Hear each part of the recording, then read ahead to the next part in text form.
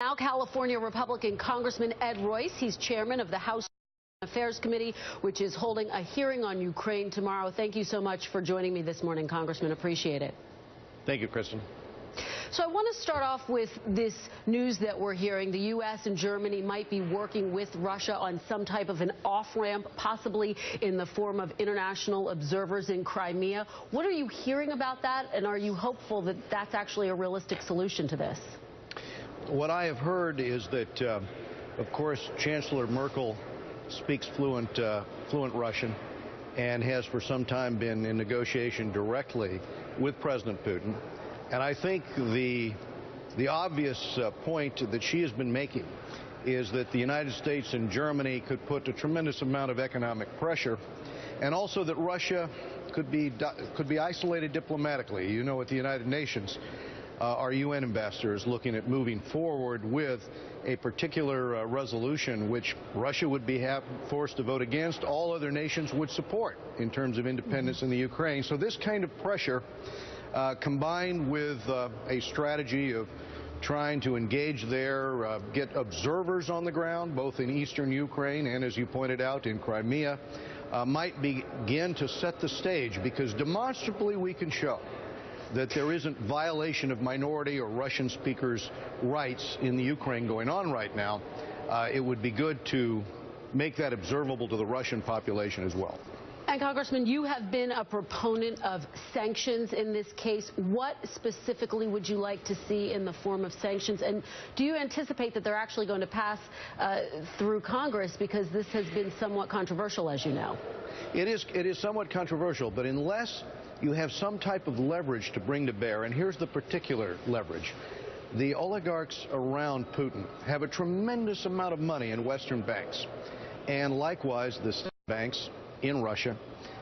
They're involved in a lot of money laundering, and clearly under a sanctions regime with investigations by the Treasury Department or European governments, those assets could be frozen.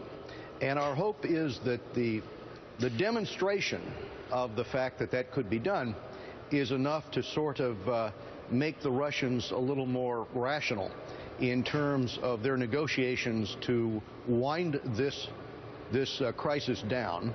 And it's especially important that the Russians understand that if they were to start to move city by city in the eastern part of the country and hoist the Russian flag, you know, in eastern Ukraine over every city hall, that there would be a tremendous response from the U.S. and from Europe collectively on sanctions. So we're trying to negotiate this out and hold this out as the leverage in order to get this wound down. And you're calling for sanctions against the oligarchs. Should there also be sanctions against the major banks? Well, there's travel sanctions against Russian officials that are involved in this. There'd be sanctions against the state-run banks, which now under Putin are all banks in Russia, basically. The Russian banks have all been taken over by the state. And this gives us considerable leverage. And Congressman, as you know, some of the United States, European allies just aren't on board with the idea of sanctions. Do you need to have them to move forward? And how do you do that? You have to lead, and you have to spend a great deal of time working with the Europeans. And one of the best ways to do it, frankly, is to let the Europeans know that we're going to export LNG to Europe. They are dependent on Russia, you know, for that gas. And if I were to try to figure out one strategy which would make them breathe a lot easier in the capitals of Europe, it would be if we can pass legislation here that allows the export of that gas into the markets of Europe. If they see that coming in the future, then they know that they're not held hostage to the gas that flows from Russia into Europe and through the Ukraine. And I think long-term that has to be part of the strategy here too, because if we're going to have Europe have the capacity to act independently, and we have a glut, of course, in our market in terms of gas, I think this would be a wise part of our strategy. I would say it would also... Congressman, yes.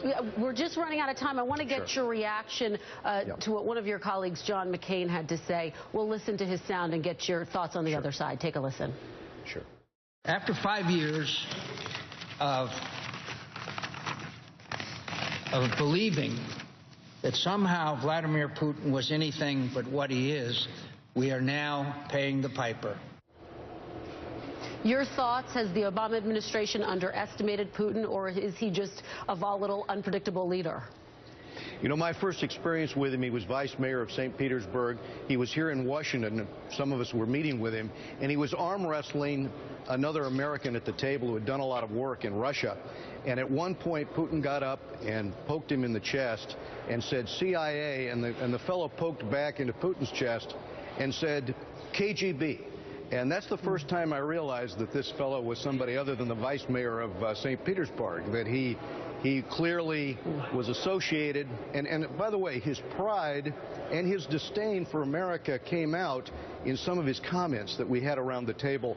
I don't know that Putin has changed much. He's still basically at his core KGB. But on the other hand, I think he's somebody who can be dealt with. We just have to be forceful, and we have to have the Europeans united in this with us, and we have to let him know what the boundaries are. And that's why we want to bring this legislation up on Thursday. All right, Congressman Ed Royce, we appreciate your time this morning. Thank you.